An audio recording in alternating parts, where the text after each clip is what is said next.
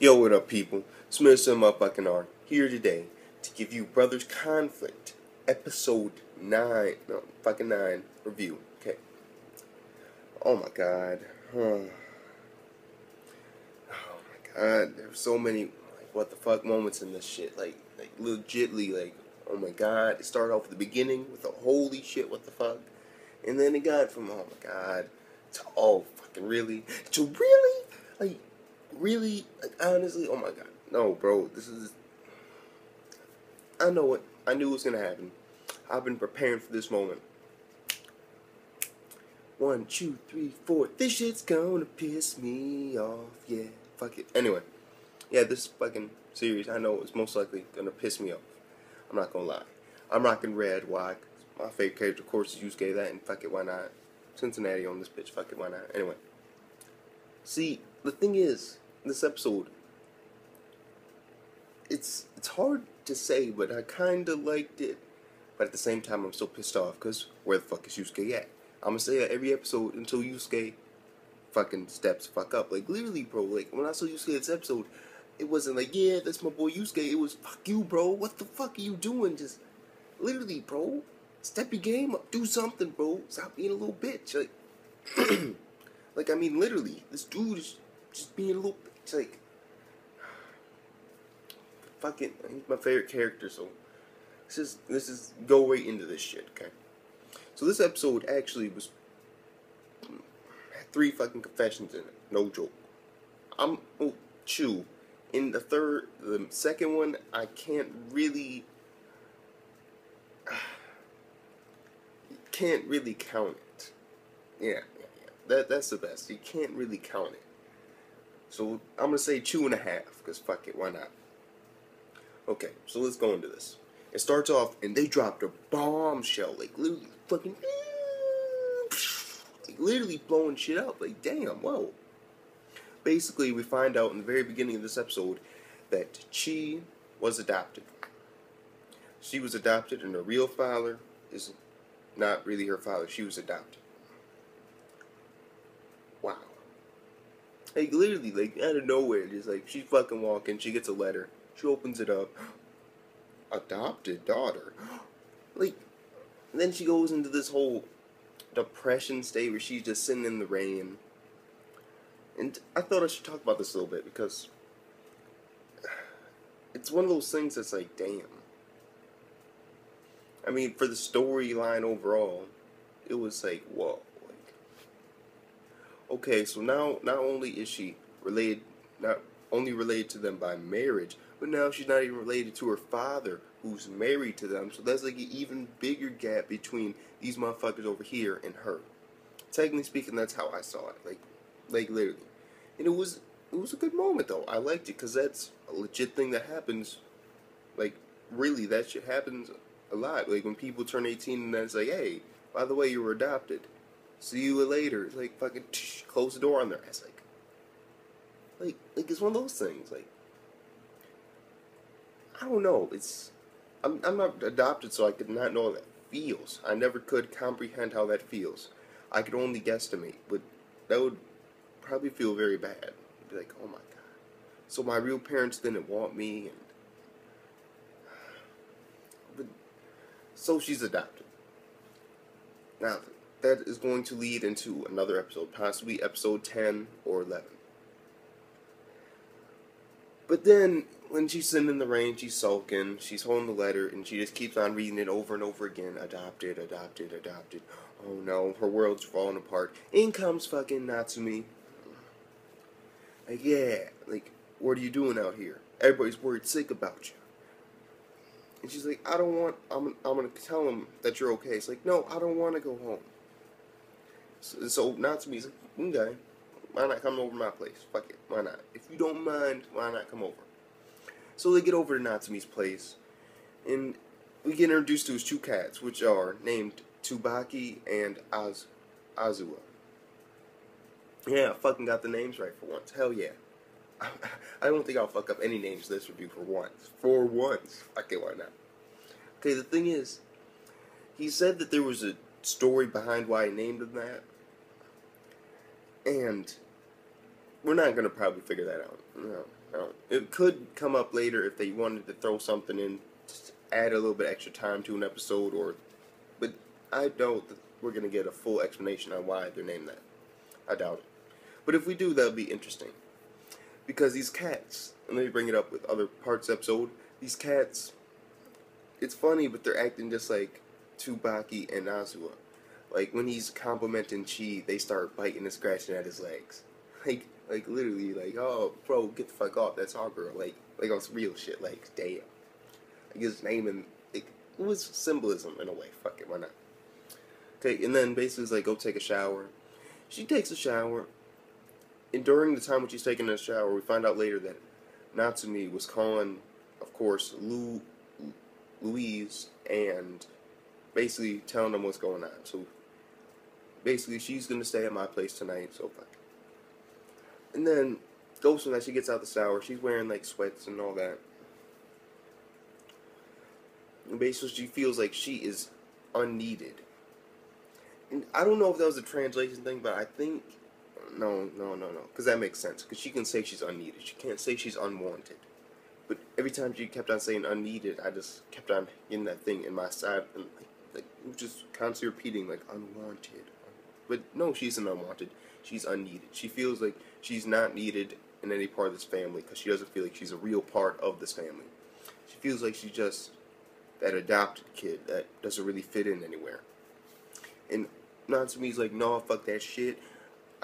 You can go ahead and tell me, confess to me. She confesses, basically, she feels unneeded. And Natsumi's like, no, fuck that shit. You're very much needed. I need you.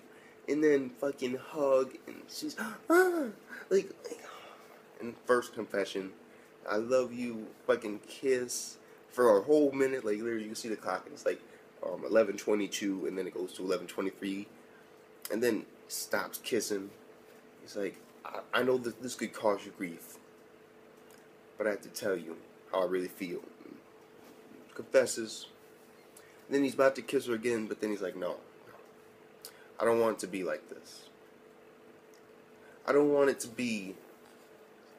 Let's adjust this motherfucker real quick. Hell yeah. I don't want it to be one of those... Basically, I don't really know why. I know why he didn't kiss her, but I don't know how to really explain it. He didn't feel like it was the right moment in time to do it. Because, like I always say, timing is key.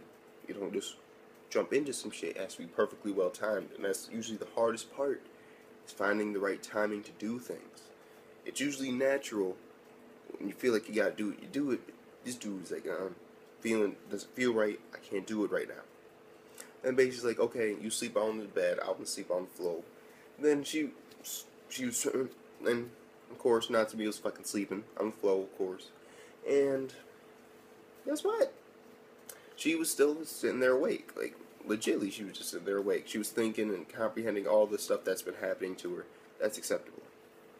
And then she fell asleep. And then the next morning, she's out. She's like fucking making dinner. And then Natsumi fucking comes out, fucking ripped. Yeah, son. Just like, yeah. Like, on some legit shit. Literally, yeah, fucking ripped, son. And she's, like on some, fuck it. And that's when, basically, he explains, so it's like, oh, sorry, you weren't awake yet, so I decided to go for my morning jog, and then, of course, take a shower. And then she's basically like, okay, I'm gonna cook for you. She cooks, dude compliments her food. It's like, yeah, oh my god, this makes it just the more better, just because you made it. Then, of course, this is the part where the cats come in, they scratch in his feet, he kicks them out, puts them on the patio. And then this is the part when Luis and, of course, Julie come over. Of course, Julie being, or July or something. Yeah, July sounds more manly than Julie. But fuck it. The fucking raccoon thingy. Fuck it. The squirrel. Comes over and basically, they eat dinner with him. And then basically he basically like, hey, I want you to wear this dress. Louis, of course.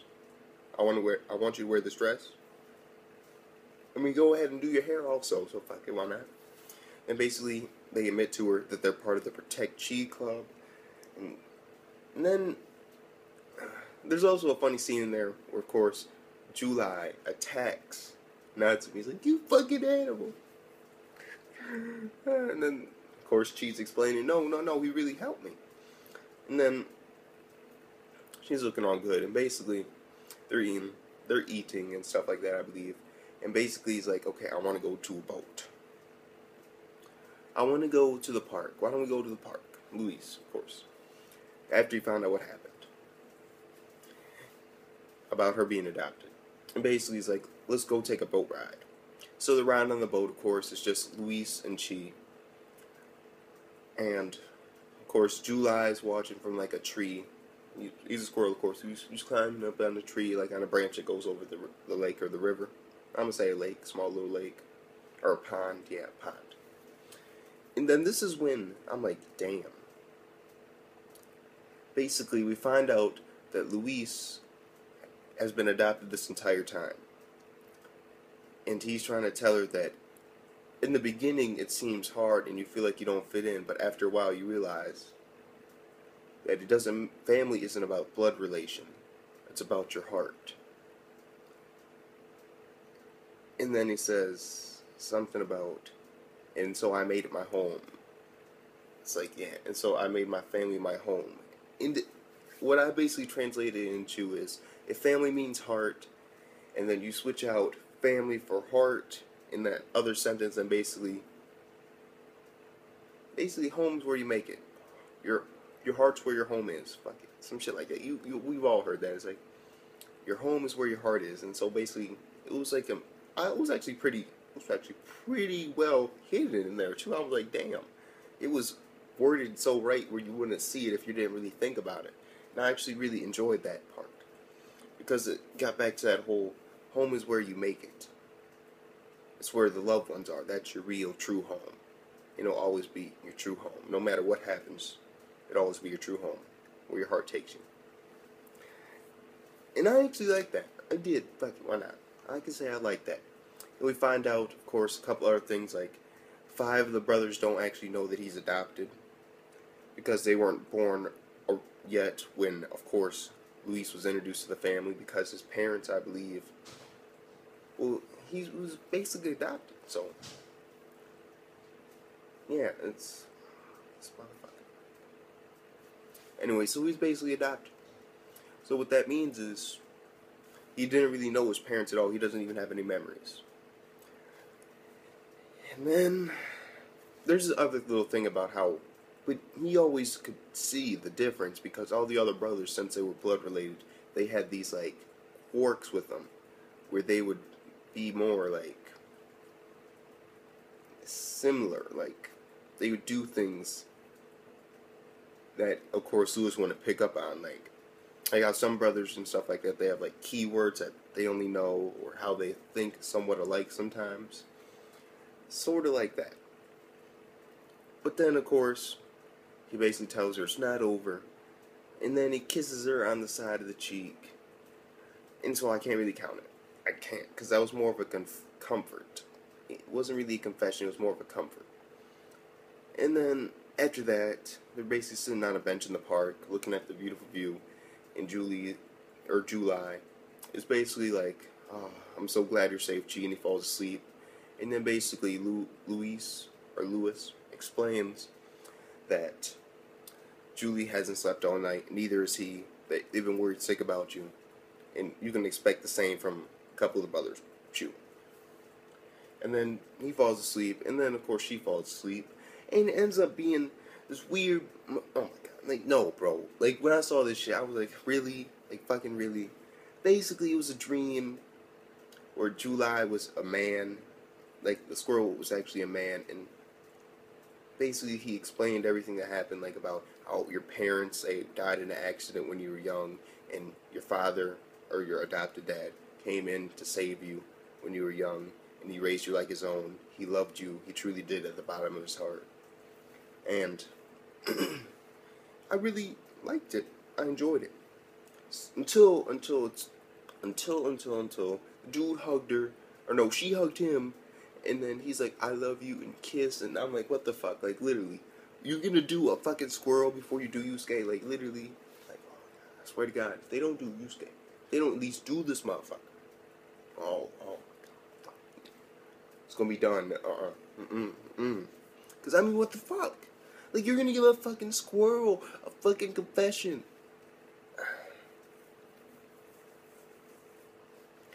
And then basically she wakes up, and she gets a new text message, and it's from her dad, and he found out the situation.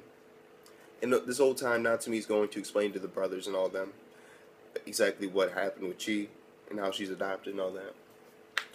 And basically, Dad's like, I'm on my way there. I'll be over there very soon, because I want to explain this down to you. And then at the very bottom, there's a picture that she saw when she was in her dream state, and so she wondered if it was actually a dream or not. My guess is a hallucination. Fuck it. I don't know, though. I mean, it was, like, what the fuck? Like, literally, a squirrel chew a squirrel?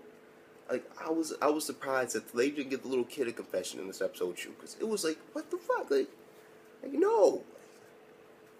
There's a motherfucker literally right there, bro. His name's Yusuke. Where the fuck is he at? No. Fuck it. I'm sorry, I'm a Yusuke fan. Can't help it. I can't deny I like Yusuke. Fuck it. He's my bro. He's my boy. And he being a little bitch right now. He's been a little bitch since the beginning of this shit. After episode 1, he turned to a little bitch. And then he turned to a little creeper. And then he's still a little bitch now. So fuck it. We'll see what happens. Hopefully, he'll get his limelight out. And then basically she goes back home. And there are only a couple brothers there. They're basically like, welcome back. And basically he's like, we'll accept you into the family. Sort of kind of thing. Sort of like that. They didn't really come out and say it. They just like, welcome back. We missed you. We want you to stay here.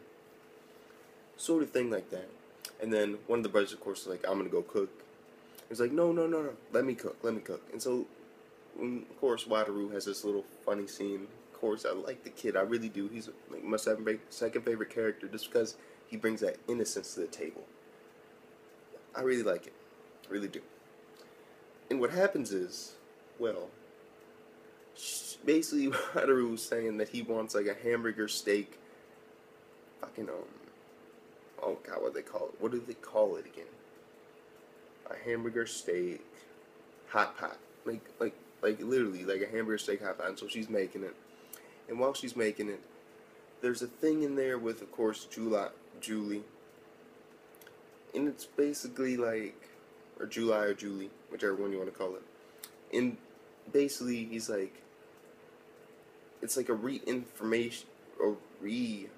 it's like reinforcing the fact that he loves her. Yeah, so fuck it. Why not? I don't give a fuck. Nigga's a squirrel, and he gets a confession before a motherfucker that literally spends every day with the bitch. Bullshit. But fuck it. Fuck it.